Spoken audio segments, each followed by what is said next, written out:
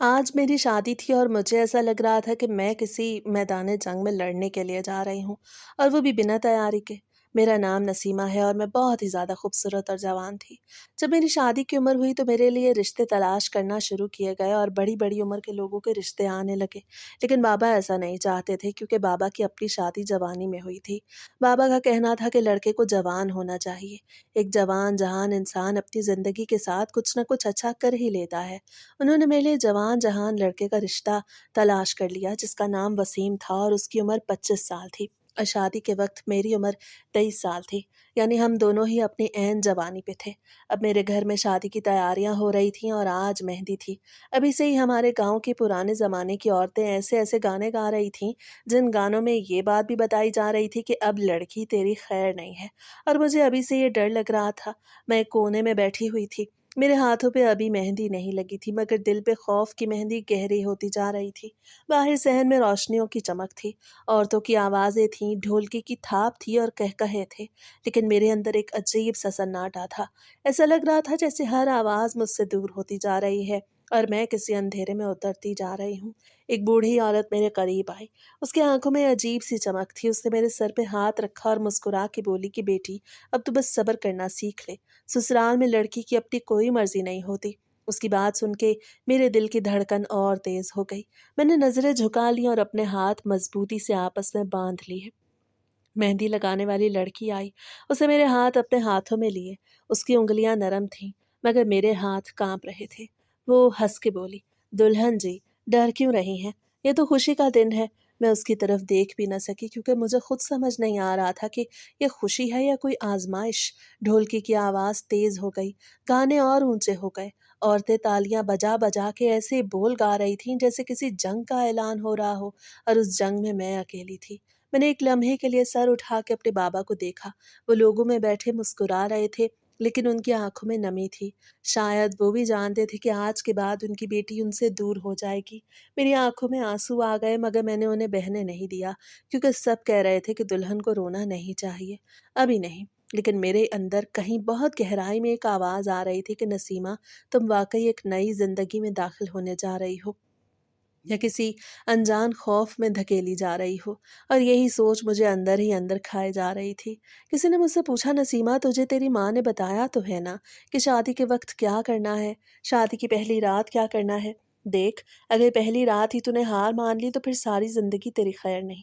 मुझे तो समझ नहीं आ रहा था कि ये जितनी औरतें मुझे चिढ़ा रही हैं, मुझे छेड़ रही हैं, तंग कर रही हैं, ये सब भी तो कभी इसी रास्ते से गुजरी होंगी, कभी दुल्हन बनी होंगी। कोई कहने लगी, एक काम करना, जैसे ही दुल्हा कमरे में आए उससे पानी मांग लेना। अगर उसे पानी ला दिया तो मतलब तेरी हुकूमत, और अगर उसे पानी पिलाने से इनकार कर दिया तो फिर मतलब तुम्हें उसकी बात माननी पड़ेगी, वो भी सारी जिंदगी। किसी ने कहा, जब वो खड़ा होगा तो तुम उसके सामने ऐसे खड़े होना कि तुम्हारा साया उसके ऊपर पड़ जाए।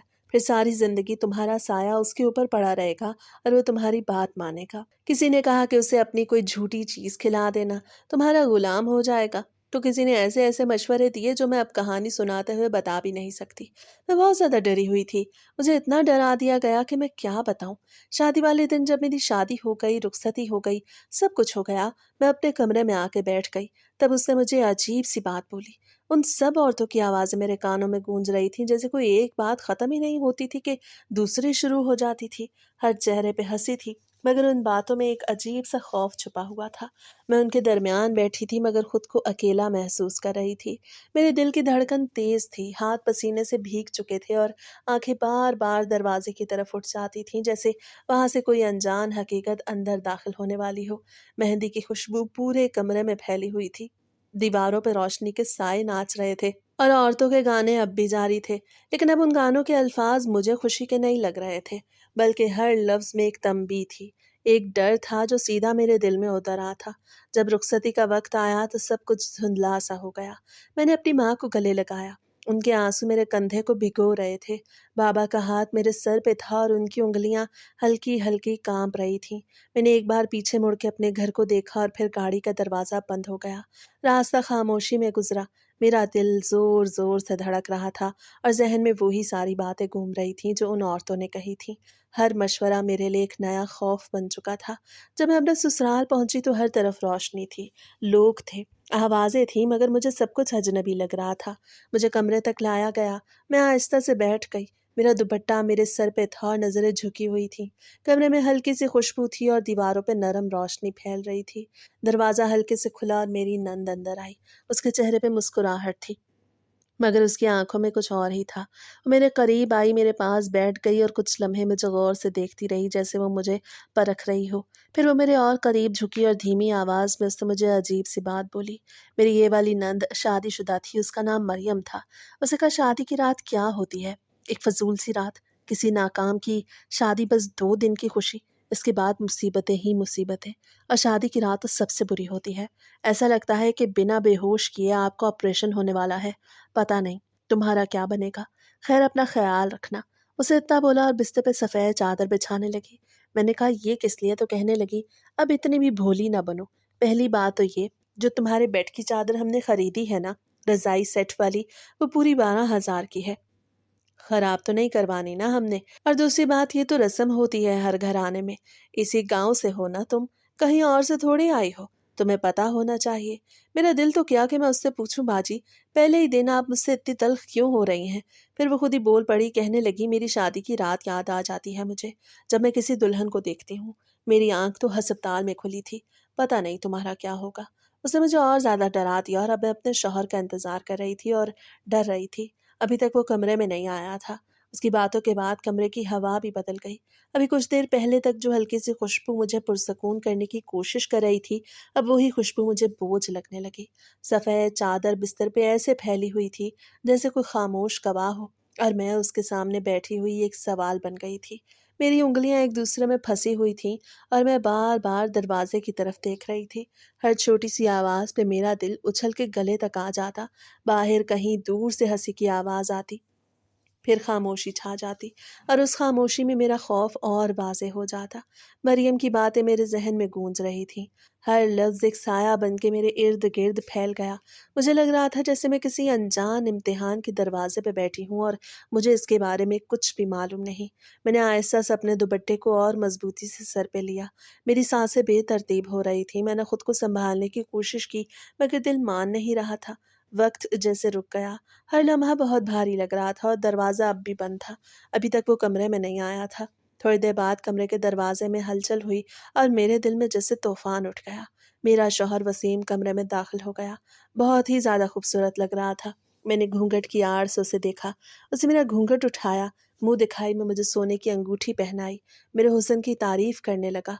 2-4 कसीदे पढ़े। इसके बाद उसके हाथ मेरी तरफ बढ़ने लगे। कभी मेरी चूड़ियों का हाथ लगाता, कभी मेरे बाजू को पकड़ता, कभी मेरी कलाई। मेरा दिल जोर जोर से धड़क रहा था। मैं साकित बैठी थी। उसके हर लम्स पे मेरे अंदर एक झटका सा लगता, मगर उसके चेहरे पे नरमी थी। उसकी आवाज़ धीमी और पुरसकून थी। मुझे देख के मुस्कुरा रहा था, जैसे वो मुझे डराना नहीं चाहता। उसे आयशा से कहा, डरो नहीं, मैं तुम्हें तकलीफ नहीं दूंगा। उसकी ये बात सुन के मेरे अंदर का खौफ थोड़ा सा कम हुआ, मगर मरियम की बातें अब भी मेरे जहन में गूंज रही थीं। वो कभी मेरे हाथों की मेहंदी को देखता, कभी मेरे चेहरे को गौर से देखता। उसकी नज़रें सख्त नहीं थीं, बल्कि उनमें एक अजीब सी नरमी थी, जिसने मुझे हैरान कर दिया।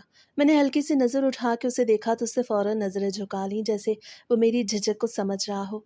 कमरे में खामोशी थी, मगर ये खामोशी पहले जैसी खौफनाक नहीं थी। मेरी सांसें अब भी तेज़ थीं, मगर उनमें पहले जैसी घबराहट नहीं रही थी, और मैं आहिस्ता आहिस्ता ये महसूस कर रही थी कि शायद हर कही गई बात सच नहीं होती। हर रात वैसी नहीं होती जैसा मुझे बताया गया था। शादी की ये रात तो गुजर ही गई। कभी भी ना भूलती मैं इस रात को। जिस रस्म के लिए वो सफ़ेद चादर रखी गई थी, वो भी पूरी हो गई। लेकिन हाँ, ये शुक्र है कि मेरी आंख अस्पताल में नहीं खुली थी। लेकिन वाकई मेरी हालत बुरी थी। मेरी कमर में बहुत दर्द हो रहा था। अगले दिन वलीमा भी था। वलीमा भी गुजर गया। मुझे पैनाडोल की 2 गोलियां खानी पड़ी। शाम हुई तो मैंने वसीम से कहा कि मेरी तबीयत बहुत ख़राब है, मुझे बहुत ज़्यादा दर्द हो रहा है। उससे मेरा लिहाज किया और कहा, कोई बात नहीं, तुम आराम करो। इसी तरह 2-4 दफ़ा तो उससे मेरा लिहाज किया, ये समझ करके ज़ाहिर है नई नई शादी हुई है और मैं उसकी बीवी हूँ। क्योंकि वो कोई इतना जंगली या बेरहम किस्म का इंसान नहीं था। लेकिन शादी के शुरू के दिन तो बड़े इम्पोर्टेंट होते हैं ना, बड़े ज़रूरी। और शायद ये दिन होते हैं जिस पे ज़्यादा मोहब्बत होती है, इसलिए वो भी कब तक सब्र करता। उसने मुझसे अपना हक़ तो वसूल करने शुरू कर दिया, लेकिन मुझे बहुत ज़्यादा तकलीफ़ और बहुत दर्द होता। कभी-कभी वो पूछता था कि तुम्हें इतना दर्द क्यों हो रहा है? और कभी-कभी वो ये भूल जाता था कि मुझे दर्द हो भी रहा है या नहीं। और फिर बाद में कहता था कि मैं क्या करूँ? मुझसे सब्र नहीं होता। मैं हर बार खुद को सँभालने की कोशिश करती थी, मगर मेरा जिस्म साथ नहीं दे रहा था। मैं ख़ामोश रहती थी क्योंकि मुझे लगता था शायद यही सब नॉर्मल है, शायद हर लड़की के साथ ऐसा ही होता है। मगर अंदर ही अंदर एक खौफ बढ़ता जा रहा था। कमर का दर्द ख़त्म होने के बजाय बढ़ता जा रहा था। मैं चलती तो ऐसा लगता जैसे जिस्म टूट रहा हो, बैठती तो चैन नहीं आता, लेटती तो करवट बदलना मुश्किल हो जाता। मगर फिर भी मैंने कभी खुल के कुछ नहीं कहा। वो कभी मेरे चेहरे को देखता और कहता तुम ठीक तो हो ना, और मैं ज़बरदस्ती मुस्कुरा देती। मगर वो मुस्कुराहट मेरे दर्द को छुपा नहीं पाती थी। रातें मेरे लिए अब सुकून की नहीं रही थीं, बल्कि एक आजमाइश बन गई थीं। मैं हर शाम के ढलने से डरने लगी, क्योंकि मुझे पता होता था कि एक और मुश्किल वक्त मेरे सामने आने वाला है। और मैं आहिस्ता आहिस्ता ये समझने लगी थी कि शादी सिर्फ वो नहीं होती जो गानों और रोशनियों में दिखाई देती है, बल्कि इसके पीछे एक ऐसी हकीकत भी होती है जिसके लिए कोई तैयार नहीं करता। मैं जब मकलावे के लिए घर आई तो मेरे साथ वसीम नहीं आया। 2-4 दिन मेरे घर में जब सुकून से गुज़रे, तो मुझे लगा कि जैसे मैं जन्नत में आ गई हूँ। नहीं तो हर रात मुझे दर्द होता था। रात होते ही मैं परेशान हो जाती थी, क्या फिर से मुझे दर्द बर्दाश्त करना पड़ेगा? उन दिनों मैंने पहली बार सुकून की साँस ली। रात होती तो मैं डर के बजाय सुकून महसूस करती।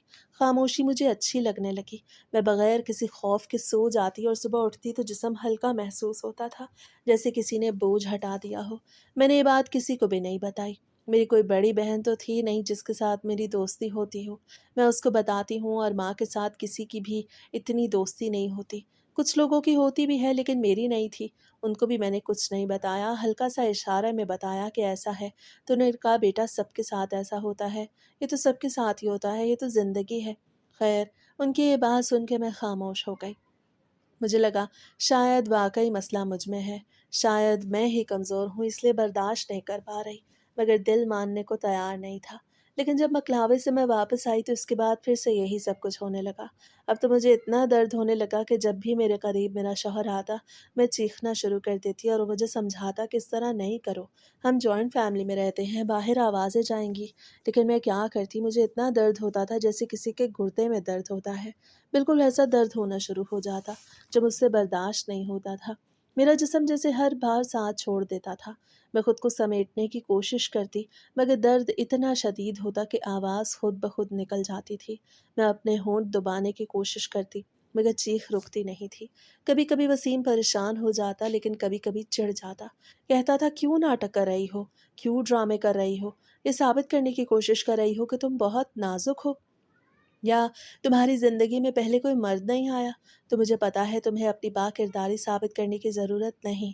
अगर तुम्हारी ज़िंदगी में कोई मर्द आया होता तो अभी तक मुझे पता चल गया होता। इसलिए इसी तरह की हरकतें नहीं करो। उसकी ये बातें मेरे दिल में तीर की तरह लगती थीं। मैं दर्द के साथ-साथ अंदर से भी टूटने लगी थी। मुझे समझ नहीं आ रहा था कि मैं खुद को कैसे साबित करूँ और क्यों करूँ? एक दिन मैंने गुस्से में कह दिया कि आपकी एन्जॉयमेंट हो रही है, मुझे सिर्फ़ दर्द हो रहा है। बस वही मेरी गलती थी। उसे कुछ बोला नहीं, लेकिन वो मुझसे नाराज़ हो गया, और 1 हफ़्ते से वो मुझसे नाराज़ था। घर में वो मेरे सामने आता तो नज़रें चुरा लेता, बात करता तो बस ज़रूरत की हद तक, और फिर खामोशी छा जाती। लेकिन सच कहूँ तो मैं सोच रही थी कि ये मुझसे नाराज़ ही है, क्योंकि जब तक ये मुझसे दूर रहेगा तो कम से कम मुझे तकलीफ़ तो नहीं होगी। मैं ये भूल गई थी कि जिस तरह मुझे मशवरे दिए गए थे शादी से पहले, उसी तरह मेरे शौहर को भी मशवरे दिए गए थे। उसको तो यहाँ तक भी समझाया गया कि अगर तुम्हारी बीवी को दर्द होता है तो होने दो, तुम्हें तो दर्द नहीं हो रहा। तुम अपना काम करो, और उसको जो मशवरे दिए गए थे वो शायद ज़्यादा ख़तरनाक थे, क्योंकि मर्दों को एहसास करना नहीं सिखाया जाता, और औरतें मर्दों से ये बातें नहीं करती, और मर्द मर्दों को एहसास ना करने की बातें करते हैं। इसलिए जो नुकसान होना था वो पहले ही हो चुका था। वसीम इतना बुरा इंसान नहीं था, इसलिए कभी कभी समझने की कोशिश करता था, लेकिन ज़्यादातर वो गुस्सा करता था। और अब तो वो ज़बरदस्ती करने पे उतर आया था, मेरी बात ही नहीं सुनता था। मुझे कहता था मुंह बंद रखो और अपना काम करने लग जाता। हर रात मेरे लिए एक डरावना साया बन चुकी थी। जैसे ही अंधेरा फैलता मेरा दिल सिकुड़ने लगता, कमरे की दीवारें करीब आती महसूस होती, सांस लेना भी मुश्किल लगता। मैं अपने हाथों को मजबूती से पकड़ लेती जैसे खुद को सहारा दे रही हूँ, मगर अंदर का खौफ काबू में नहीं आता था। वो मेरे करीब आता तो मेरा जिस्म खुद ब खुद पीछे हटने लगता, मगर जगह कहाँ थी। मैं दीवार उसके दरमियान फंस जाती। उसकी सांसों की गर्मी मुझे मजीद बेचैन कर देती। मैं धीमी आवाज़ में कहती मुझे दर्द हो रहा है, मगर वो सुन के भी अनसुना कर देता। कभी वो एक लम्हे के लिए रुकता, मुझे देखता जैसे सोच रहा हो, फिर अचानक उसके चेहरे पर सख्ती आ जाती और वो अपनी ही कैफियत में खो जाता। मुझे लगता जैसे मैं उसके सामने कोई इंसान नहीं हूँ, बल्कि बस एक जिम्मेदारी हूँ जिसे वो निभा रहा है। मेरी आंखों से आंसू बहते रहते, मगर मैं आवाज़ दबाने की कोशिश करती, क्योंकि उसे साफ कह दिया था कि आवाज़ बाहर नहीं जानी चाहिए। इस घर की दीवारें भी जैसे सब कुछ सुन रही थीं, मगर किसी को कुछ सुनाई नहीं देता था। सुबह होती तो मैं आईने के सामने खड़ी खुद को देखती, आंखें सूजी हुई, चेहरा जर्द, जिस्म थका हुआ और दिल बिल्कुल खाली। मैं खुद को पहचान नहीं पाती थी। ये वही नसीमा थी जो कभी अपने घर में हंसती खेलती थी, घर के कामों में खुद को उलझाने की कोशिश करती ताकि जहन बट जाए, मगर जिस्म हर वक्त दर्द से भरा रहता। झुक के काम करती तो कमर में चुभने लगता, सीधा खड़ी होती तो टांगों में कमजोरी महसूस होती, मगर फिर भी मैं खामोश थी। वसीम कभी कभी नॉर्मल बात करता तो मुझे उम्मीद होती कि शायद अब वो समझ जाएगा, मगर जैसे ही रात आती तो सब कुछ पहले जैसा हो जाता। उसकी बेसब्री, उसका गुस्सा और मेरा दर्द। एक दिन मैंने हिम्मत करके उसकी आंखों में देख के कहा कि मुझे वाकई बहुत दर्द होती है, मैं ये बर्दाश्त नहीं कर पा रही। वो कुछ लम्हे खामोश रहा, फिर हल्का सा हंसा और बोला कि तुम ज़्यादा सोचती हो, सब ठीक हो जाएगा। उसकी ये बात मेरे लिए तसल्ली नहीं बल्कि एक और बोझ थी, क्योंकि मैं जानती थी कि कुछ भी ठीक नहीं हो रहा। कभी कभी वो खुद भी उलझन में लगता, जैसे उसे समझ नहीं आ रहा कि क्या करे, मगर फिर वही बात कि उससे जो सीखा था वही उसके जहन में बैठा हुआ था कि मर्द को रुकना नहीं चाहिए, मर्द को मांगना नहीं चाहिए, मर्द को लेना चाहिए। और मैं एक ऐसी जगह खड़ी थी जहाँ ना मैं अपनी बात पूरी तरह कह सकती थी, ना वो पूरी तरह सुन सकता था। रात के वक्त मैं अक्सर छत को देखती रहती और सोचती कि क्या यही जिंदगी है? क्या हर लड़की को यही सब सहना पड़ता है, या मेरे साथ कुछ गलत हो रहा है? मगर जवाब कहीं से नहीं मिलता था। मैंने कई बार सोचा किसी से बात करूं, मगर फिर वही खौफ कि लोग क्या कहेंगे। माँ को बताऊं तो वो फिर यही कहेंगी कि सबके साथ होता है, और मैं फिर से खामोश हो जाती। वसीम अब खुल के ज़बरदस्ती करने लगा था। उसके लिए शायद एक हक था, मगर मेरे लिए हर बार एक नई तकलीफ, एक नया ज़ख्म था। मैंने कई बार उसका हाथ रोका, मगर वो झटक कर अलग कर देता और कहता कि मुंह बंद रखो। उसके अल्फाज मेरे कानों में गूंजते रहते। मैं अंदर से टूटती जा रही थी। मुझे लगने लगा था कि मेरी आवाज़ की कोई कीमत नहीं, मेरी तकलीफ़ की कोई अहमियत नहीं। एक रात मैं बहुत देर तक जागती रही। वो सो चुका था और मैं अंधेरे में बैठी हुई थी। मेरी आंखों से आंसू बह रहे थे, मगर अब उनमें वो शिद्दत नहीं थी, जैसे आंसू भी थक चुके हों। मैंने अपने दिल में सवाल किया कि नसीमा, तुम कहाँ आ गई हो? ये वो जिंदगी नहीं थी जिसका तुमने कभी सोचा था, ना ही वो मोहब्बत जिसके बारे में सुना था। मैंने खुद को समेट के बैठे बैठे यही सोचा कि अब क्या होगा। क्या मैं हमेशा ऐसे ही जीती रहूंगी? क्या कभी ये दर्द खत्म होगा, या मैं इसके साथ जीना सीख लूंगी? और इसी सोच में डूबी हुई मैं ये फैसला करने की कोशिश कर रही थी कि क्या मैं उससे बात करूं, या फिर हमेशा की तरह खामोश रहूं, क्योंकि मुझे समझ नहीं आ रहा था कि उसको कहूं कि उससे बात करूं। घर में मेरी छोटी नंद भी थी। अब उसके रिश्ते की बातें हो रही थी और एक दिन उसके रिश्ते वालों ने आना था। वो दूसरे शहर से आ रहे थे, बहुत अमीर लोग थे, और ये लोग ये साबित करना चाहते थे कि हम लोग बहुत अमीर हैं। अमीर तो ये लोग थे, लेकिन उनसे ज़्यादा नहीं थे। इसलिए हर चीज़ में दिखावा और हर चीज़ में बेहतरीन चीज़ का इंतज़ाम किया जा रहा था।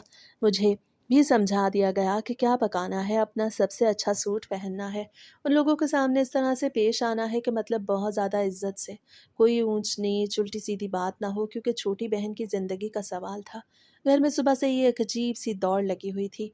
कोई किचन में था, कोई सहन साफ कर रहा था, कोई बर्तन सजा रहा था। हर तरफ एक बेचैनी थी, जैसे सब लोग किसी इम्तिहान की तैयारी कर रहे हों, और उस इम्तिहान में हर चीज़ दांव पे लगी हुई थी।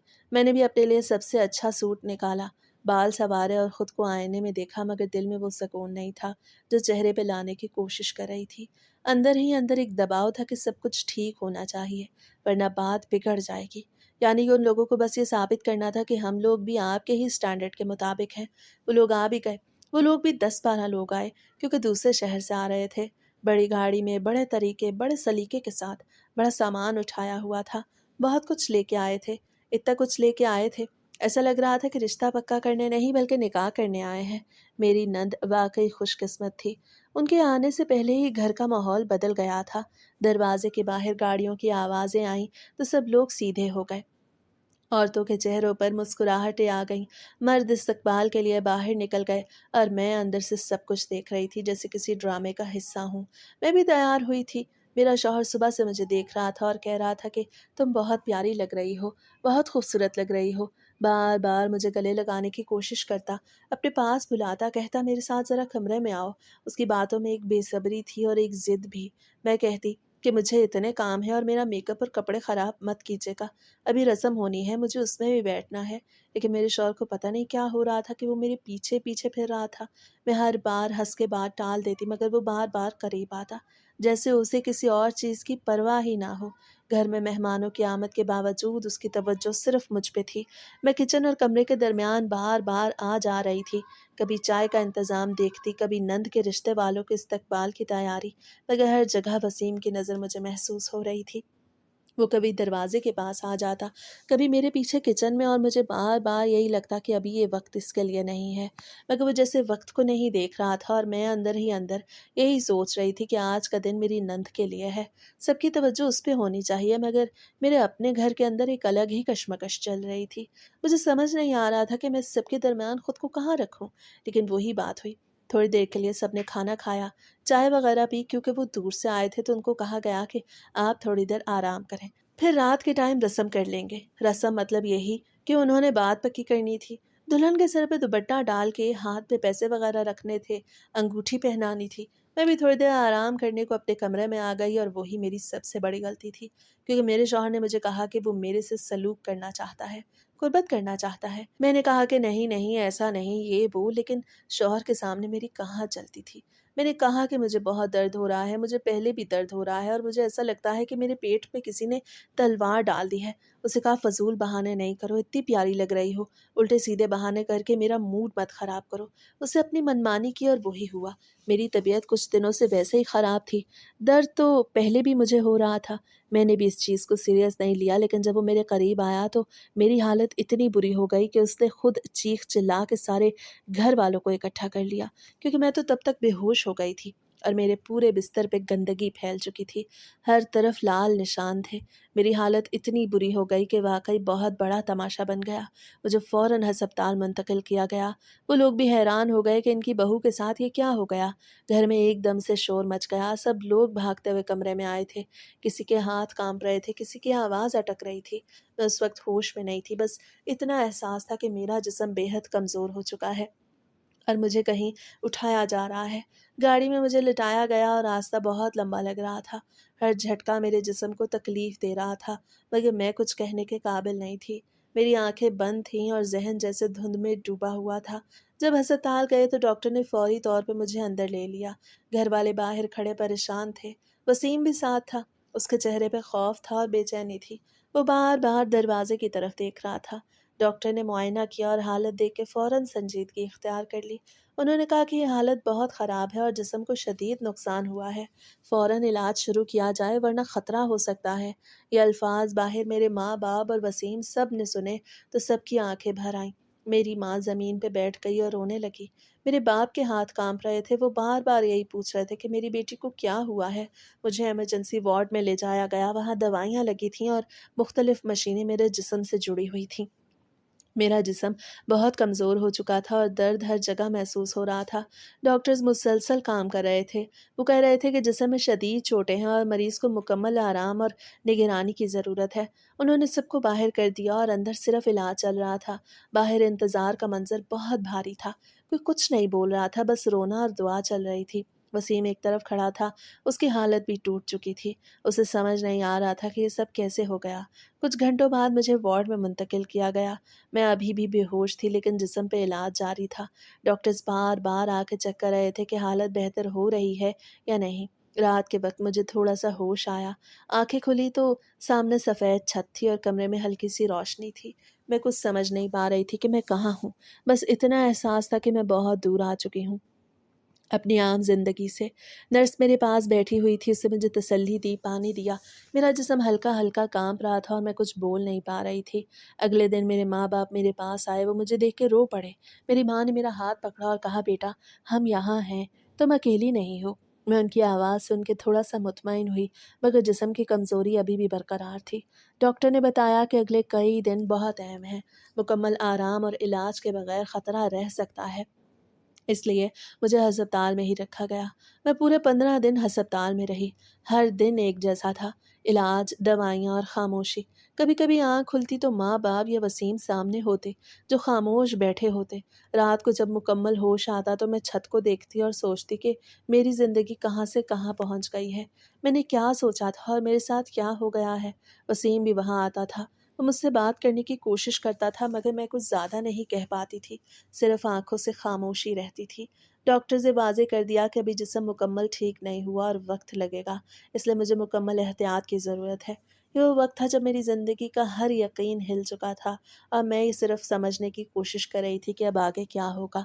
डॉक्टर्स का कहना था कि ये जो कुछ भी हुआ वो एक दफ़ा से नहीं हुआ।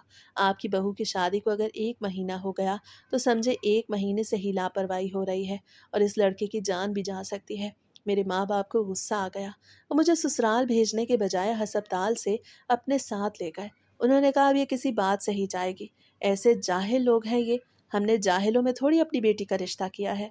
अब सबका टारगेट मेरे शौहर पर ही था और गलती भी उसी की थी। मैंने बाबा से कहा, क्या मेरी तलाक कराएंगे? बाबा ने कहा, नहीं, लेकिन इतना तो तंग करना चाहिए उनको कि वो दोबारा इस तरह की कोई हरकत ना करें। थोड़ा तो उनको भी जलील होने दो। अस्पताल के उस कमरे से जब मुझे घर ले जाया गया तो रास्ता मेरे लिए एक धुंध सा था। मैं गाड़ी की पिछली सीट पे लेटी हुई थी। जिस्म अब भी बहुत कमज़ोर था। हर झटका मुझे अंदर से हिला देता और आंखें बार बार बंद हो जाती थीं। घर पहुंच के भी सब कुछ खामोश नहीं हुआ। मेरे माँ बाप मेरे पास बैठे थे। मेरा बाप बार बार कमरे में आके देखता कि मैं ठीक हूँ या नहीं। घर में हर तरफ एक संजीदा सा माहौल था, जैसे सब लोग किसी सदमे में हो। मैं अपने घर बैठी थी, लेकिन मैं कौन सी अभी ठीक थी। मेरी तबीयत ख़राब थी। मेरी हालत ऐसी थी जैसे किसी का ऑपरेशन हुआ हो तो उसके बाद उसकी हालत होती है। मुझे उठने में, बैठने में, चलने में बहुत ज़्यादा मसला हो रहा था। मैं आहिस्ता-आहिस्ता चलती थी, दीवार का सहारा लेके बैठती थी और हर हरकत में दर्द महसूस होता था। मेरा जिस्म कमज़ोर था, मगर उससे ज़्यादा मेरी हिम्मत टूटी हुई थी। मेरा ख़्याल तो रखा जा रहा था, लेकिन कुछ दफ़ा वैसे भी थे जो मेरे जिस्म पे नहीं, मेरे दिल और मेरी रूह पे लगे थे। उनको भी भरने में अभी वक़्त दरकार था। कभी-कभी रात को मैं जाग जाती थी और ख़ामोशी में बैठ के सोचती थी कि जो कुछ मेरे साथ हुआ वो सिर्फ़ जिस्मानी तकलीफ़ नहीं थी, बल्कि एक अंदर का ज़ख़्म था जो किसी को दिखाई नहीं देता था। घर वाले मेरी हर ज़रूरत पूरी करने की कोशिश करते थे, मगर उनकी आँखों में भी एक सवाल होता था जिसका जवाब किसी के पास नहीं था। मैं वसीम के बारे में सोचती, कभी गुस्सा आता, कभी अफ़सोस होता कि सब कुछ इतना गलत क्यों हुआ? मगर मैं कुछ भी नहीं कर पाती थी।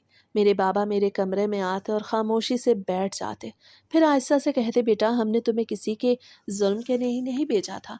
हमने तुम्हें इज़्ज़त के लिए भेजा था। तो उनकी बात सुन के मेरी आँखें भर आती, मगर मैं कुछ नहीं कह पाती थी, बस सर झुका लेती। मेरी माँ हर वक़्त मेरे करीब रहती, वो मेरे बालों में हाथ फेरती, कहती, बस सब्र कर लो, सब ठीक हो जाएगा। मगर मेरे अंदर का टूटा हुआ हिस्सा अभी भी ठीक नहीं हो रहा था। कुछ दिन ऐसे ही गुज़रे। मैं बिस्तर पे ज़्यादातर लेटी रहती, कभी खड़ी होती तो थक जाती, कभी बैठती तो दर्द बढ़ जाता। घर का माहौल आहिस्ता-आहिस्ता बदलने लगा था, मगर मेरे अंदर की कैफ़ियत अभी भी वही थी और मैं हर रात यही सोचती थी कि जो कुछ मेरे साथ हुआ, वो सिर्फ़ एक हादसा था या फिर पूरी ज़िंदगी का बदल जाना। मेरे ससुराल से तो हर दूसरे तीसरे दिन ही लोग आते थे।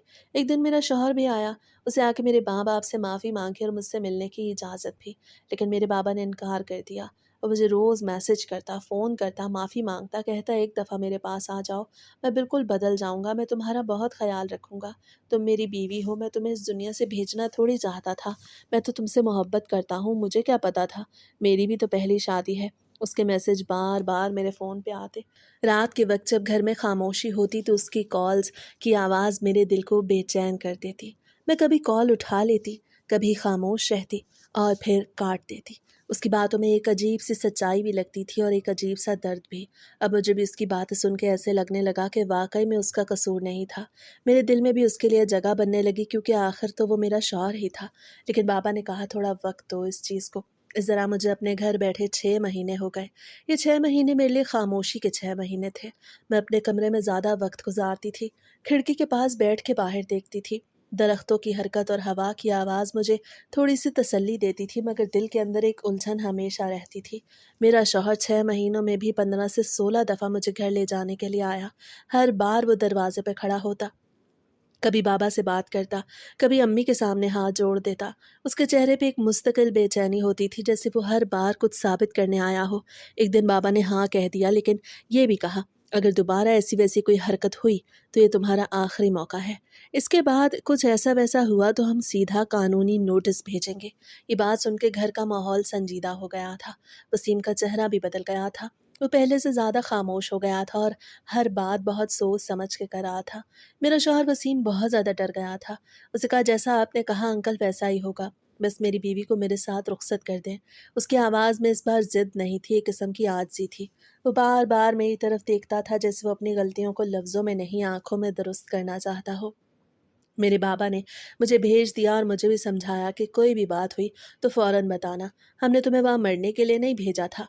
गाड़ी जब दरवाजे के सामने आई तो मैं भी एक बार फिर उसी रास्ते को देख रही थी जिससे मैं पहले रुखसत होकर गई थी। इस बार दिल में डर कम था, मगर एहतियात ज़्यादा थी। मैं गाड़ी में बैठी तो वसीम ने दरवाज़ा आहिस्ता से बंद किया और खुद आके आके बैठ गया। उसे रास्ते में एक लफ्ज़ भी ज़्यादा नहीं कहा, बस बार बार मेरी तरफ देखता रहा, जैसे वो मेरी खामोशी पढ़ने की कोशिश कर रहा हो। घर पहुंचने पे सब कुछ वैसा नहीं था जैसे पहले था। इस बार लोग भी ज़्यादा मोहतात थे और माहौल में एक संजीदगी थी, जैसे सबको याद हो कि पहले क्या हो चुका है। मैं कमरे में आई तो हर चीज़ वही थी, मगर मैं वो नहीं थी जो पहले थी। मैं ज़्यादा खामोश, ज़्यादा सोचने वाली और ज़्यादा मोहतात हो चुकी थी। वसीम मेरे पास आके बैठा। उसे मेरी तरफ देखा और आहिस्ता से कहा कि अब मैं सब ठीक रखूँगा। मैंने जो किया या नहीं किया मुझे खुद भी समझ नहीं आता, मगर मैं तुम्हें खोना नहीं चाहता। मैंने उसकी तरफ देखा मगर कुछ नहीं कहा, क्योंकि मेरे अंदर अभी भी मुकम्मल यकीन नहीं आया था।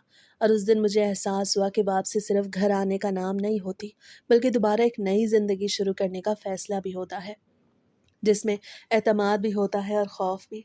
डरी हुई तो मैं बहुत थी, लेकिन अल्लाह का बड़ा करम था कि वसीम बिल्कुल बदल चुका था।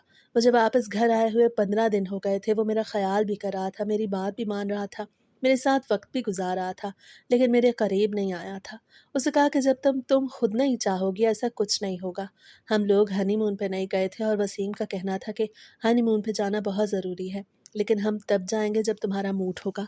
मैंने वसीम से कहा, अगर मेरा मूड ही ना बना तो? उसे कहा, मूड बनेगा, और मूड बनने का मतलब वो नहीं जो तुम समझ रही हो। मूड बनने का मतलब ये है कि तुम्हें मुझसे मोहब्बत हो जाएगी और तुम्हारा दिल करेगा कि तुम मेरे साथ कहीं दूर चली जाओ, जहाँ पे सिर्फ हम लोग हों और दूसरा कोई ना हो। और इसी को मोहब्बत कहते हैं। और हमें हनीमून पे तभी जाना चाहिए जब दोनों दिलों में इस तरह की चाह हो। फिर जब हम दूर चले जाएंगे और सिर्फ वहाँ पे हम दोनों होंगे तो एक लम्हा हमारे लिए खूबसूरत हो जाएगा। उसे ये बात भी कबूल की कि मैंने अपने दोस्तों की बात मानी थी। उन्होंने मुझे उल्टे सीधे मशवरे दिए थे और अब मुझे ये बात समझ आ गई है कि उनमें से कोई भी मेरा दोस्त नहीं था। वो सब तमाशा देखने वाले थे। जो उनके साथ हुआ उन्होंने मेरे साथ किया, लेकिन अब मैं किसी की भी बात नहीं मानूंगा। मैं तो तुमसे मोहब्बत करता हूँ। तुम मेरी बीवी हो। मैंने तुम्हारे साथ सारी ज़िंदगी गुजारनी है। और वो जो कुछ भी उस रात हुआ मेरे लिए भी बहुत बुरा था। मैंने जो कुछ देखा, तुम्हें जिस हाल में देखा, डॉक्टर ने जब बार बार कहा कि शायद तुम इस दुनिया में ही ना रहो, वो वक्त मेरे लिए बहुत बुरा था। मुझे उस वक्त ने बदल दिया। वो मुझे हर दूसरे तीसरे दिन बाहर ले जाता, कभी आइसक्रीम खिलाने, कभी शॉपिंग करने, कभी खाना खिलाने। ऐसा हमारी दोस्ती होने लगी, म्यूचुअल अंडरस्टैंडिंग बढ़ने लगी। उन दिनों में हर सुबह एक नए एहसास के साथ उठती। पहले जहाँ दिल में खौफ होता था, अब वहाँ आहिस्ता आहिस्ता सुकून आने लगा। मैं जब उसे देखती तो उसके चेहरे पे एक नरमी होती जो पहले नहीं थी। वो मेरी हर छोटी बड़ी बात को सुनने लगा था और बगैर गुस्से के जवाब देता था। फिर एक दिन जब वो मेरे करीब आया तो मैं खुद हैरान हुई कि मेरा वजूद खुद उसका तलबगार बन रहा था और मुझे बिल्कुल कोई दर्द नहीं हुआ। ये लम्हा मेरे लिए बहुत अजीब था। मैं कुछ देर खामोश रही और ख़ुद को महसूस करती रही कि मेरे अंदर अब वो पुराना खौफ नहीं रहा, ना वो घबराहट रही जिसने मुझे हर बार तोड़ दिया था। उसके 1 महीने बाद हमने हनीमून प्लान किया। हम शायद ऐसे शादीशुदा कपल थे जिन्होंने शादी के तकरीबन साल बाद हनीमून का प्लान बनाया था। लेकिन ये हनीमून हमारा यादगार था और हमारी ज़िंदगी का सबसे अच्छा वक़्त था। जब हम सफ़र पे निकले तो रास्ता लंबा था मगर खामोश नहीं था। गाड़ी में हल्की-हल्की बातें हो रही थीं। कभी मैं खिड़की से बाहर देखती, कभी वो मुझे देखता और मुस्कुरा देता। वहाँ पहुँचकर माहौल बिल्कुल मुख्तलिफ था। हवा नरम थी, मौसम खुशगवार था, हर चीज़ में एक ताज़गी थी जो मेरे अंदर भी उतर आई थी। हमने साथ वक़्त गुज़ारा बग़ैर किसी दबाव के, बग़ैर किसी खौफ़ के। मैंने पहली बार महसूस किया कि शादी सिर्फ़ ज़िम्मेदारी नहीं बल्कि एक साथ जीने का भी नाम हो सकती है। और अब हम वापस आ गए और हमारी ज़िंदगी नॉर्मल लोगों की तरह गुज़र रही है। मैं माँ बनने वाली हूँ और अल्लाह का शुक्र है कि सब कुछ ठीक है। अब मेरे दिन पहले जैसे नहीं रहे। सुबह उठती हूँ तो दिल भारी नहीं होता। वसीम अब भी मेरा ख़्याल रखता है और मैं भी उसके साथ ज़्यादा खुल के बात करने लगी हूँ। कभी हम बैठ के आम सी बातें करते हैं, कभी हंसी मजाक भी हो जाता है और कभी खामोशी भी होती है, मगर उस खामोशी में अब खौफ नहीं होता। मैं जब पीछे देखती हूँ तो मुझे लगता है कि वक्त ने हमें बदल दिया है, मगर साथ साथ हमें एक दूसरे के करीब भी ले आया है। लोग कहते हैं कि लड़की के सब्र करने से, लड़की के बदलने से, लड़की की मेहनत से, लड़की की अंडरस्टैंडिंग से रिश्ता चलता है। लेकिन असल में जब तक लड़का सब्र नहीं करता, अंडरस्टैंडिंग नहीं करता, बदलता नहीं, चीज़ों को सही से लेकर नहीं चलता, तब तक रिश्ता नहीं चलता। और ये एक हकीकत है। शादी सिर्फ दो लोगों का एक दूसरे को कबूल कर लेना, हंसना, गाना, मुस्कुराना, डांस करना नहीं, ज़िंदगी की शुरुआत करना, ये सब कुछ नहीं होता।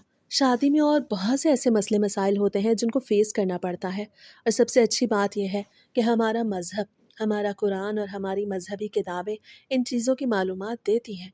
और ऐसे बहुत से मसले हैं जिन पर रोशनी डाली गई है और अच्छी तरह से डिस्कस करके उनका हल समझाया गया है। लेकिन हमारे लोग ऐसी बातें करने से शर्माते हैं, घबराते हैं और ये समझते हैं कि इस्लाम के पास ऐसे सवालों का जवाब नहीं।